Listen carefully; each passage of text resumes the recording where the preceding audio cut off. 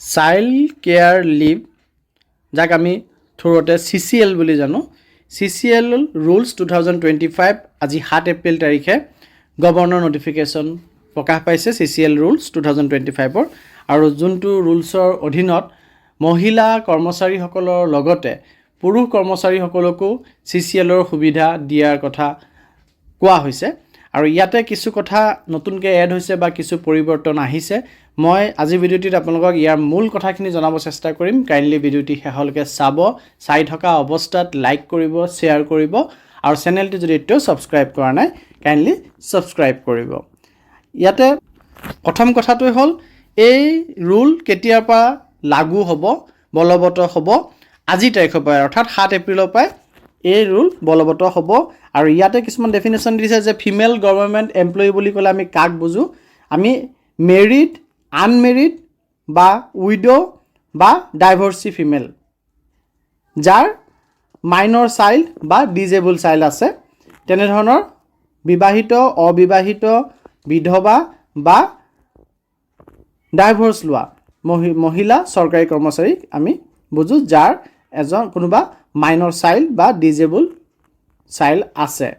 তাৰপিছত ছিংগল মেল government employees বুলি ক'লে কাক বুজাম? Widower or a divorcee male government employees having a minor child or disable child, যে ঘৈণীয়েক হয় মৃত্যু হ'ব লাগিব ঘৈণীয়েকৰ আৰু নহয় ঘৈণীয়েকৰ পৰা ডাইভৰ্চ লোৱা পুৰুষ কৰ্মচাৰী যাৰ এজন মাইনৰ বাচ্চা আছে বা ডিজেবল বাচ্চা আছে। ইয়াত মাইনৰ চাইল্ড বুলি কোৱাৰ লগে লগে বায়'লজিকেল চাইল্ডো হ'ব, নিজে জন্ম দিয়া চাইল্ডো হ'ব বা এডপ্টেড চাইল্ডো হ'ব, যাক আমি এডপশ্যন যি আইন আছে সেই আইনমতে যদি এডপ্ট কৰিছোঁ তেনেকুৱা চাইল্ডৰ ক্ষেত্ৰতো হ'ব, কিন্তু সেই চাইল্ডৰ বয়স 18 বছৰৰ তলৰহে হ'ব লাগিব, তাতকৈ ওপৰ নহয়। কিন্তু ডিজেবল চাইল্ডৰ ক্ষেত্ৰত বয়সৰ কোনো সীমা নাইকিয়া, ডাঙৰ ল'ৰা ছোৱালীৰ ক্ষেত্ৰতো হ'ব, কিন্তু চাইল্ডটো ডিজেবল হ'ব লাগিব। Disable persons with disability act 2016ত যিখিনি ডিজেবিলিটিছৰ কথা উল্লেখ আছে, সেই ডিজেবিলিটিছ থকা বা সেই ডিজেবিলিটিছত ভোগা যিকোনো বয়সৰ ল'ৰা বা ছোৱালী হ'ব পাৰে। ডিজেবলৰ ক্ষেত্ৰত কোনো বয়সৰ বাৰ নাই। আৰু এই ৰুলৰ অধীনত মহিলা এমপ্লয়ী বা পুৰুষ এমপ্লয়ীগৰাকী ছিংগল হ'ব লাগিব, সেইটো এটা কণ্ডিশ্যন আছে। আৰু মহিলা এমপ্লয়ী তেওঁলোকে 18 বছৰ বয়সলৈকে তেওঁলোকৰ মাইনৰ চাইল্ডৰ ক্ষেত্ৰত তেওঁলোকৰ যাৰ কাষ্টডিত আছে তেখেতে, অৰ্থাৎ যোনে লিভটো বিচাৰিব তেওঁৰ কাষ্টডিত বাচ্চাটো থাকিব লাগিব, তেওঁলোকে CCL ল'ব পাৰিব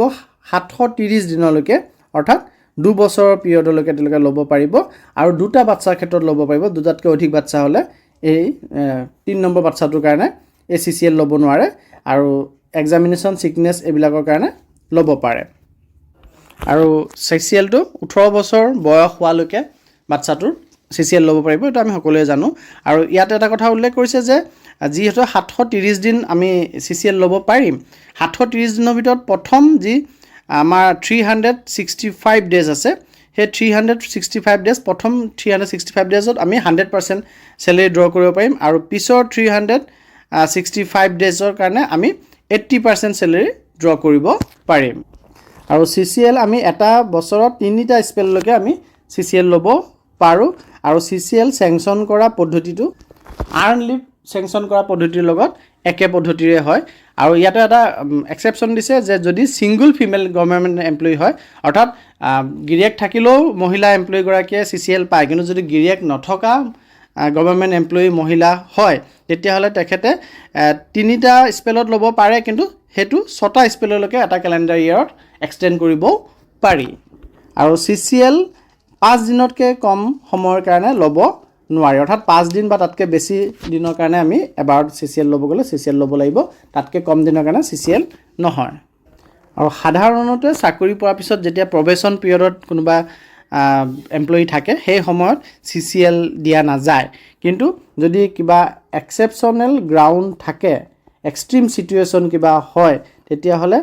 যদি চেংচনিং অথৰিটি ছেটিছফাইড হয় তেতিয়াহ'লে প্ৰবেশ্যনাৰকো CCL দিব পাৰে। আৰু CCLৰ ক্ষেত্ৰত CCLৰ দিনকেইটাৰ ভিতৰত যিবিলাক গভৰ্ণমেণ্ট হলিডেজ পৰে সেইবিলাকো CCLৰ ভিতৰতে কাউণ্ট কৰা হ'ব, অৰ্থাৎ CCLৰ ভিতৰতে অন্তৰ্ভুক্ত হৈ যাব, বন্ধ বাৰখিনি তাৰ ভিতৰতে অন্তৰ্ভুক্ত হৈ যাব। আৰু কোনোবাই যদি উইলফুলি এবচেন্স থাকে বা আনঅথৰাইজ এবচেণ্ট থাকে তেখেতে সেই আনঅথৰাইজ এবচেণ্টটোক বা উইলফুলি এবচেণ্টটোক পিছলৈ গৈ পেলাই CCLলৈ কনভাৰ্ট কৰি লোৱাৰ যোনটো ব্যৱস্থা সেই ব্যৱস্থাটো তেওঁলোকে নাপায় বা তেনেধৰণৰ কৰিব নোৱাৰিব আৰু কোনোবা শিশু এজনৰ যদি দুইজন পেৰেণ্টছ অৰ্থাৎ মাক দেউতাক দুইগৰাকী গভৰ্ণমেণ্ট এমপ্লয়ি হয় আৰু তেওঁলোক ডাইভৰ্চড লোৱা হৈ থাকে অৰ্থাৎ তেওঁলোক একেলগে নাথাকে তেতিয়াহ'লে যাৰ কাষ্টডিত বাচ্চাটো আছে তেখেতেহে CCL পাব দুইজনে বেলেগ বেলেগকৈ CCL লৈ থাকিব নোৱাৰিব যাৰ কাষ্টডিত আছে তেখেতেহে CCL ল'ব পাৰিব সেইগৰাকী পুৰুষে হওক মানে দেউতাকে হওক বা মাকে হওক যোনজনৰ কাষ্টডিত বাচ্চাটো আছে তেওঁহে CCL পাব আৰু যাৰ আমাৰ ডিজেবল বাচ্চা আছে ডিজেবল বাচ্চা থকাৰ ক্ষেত্ৰত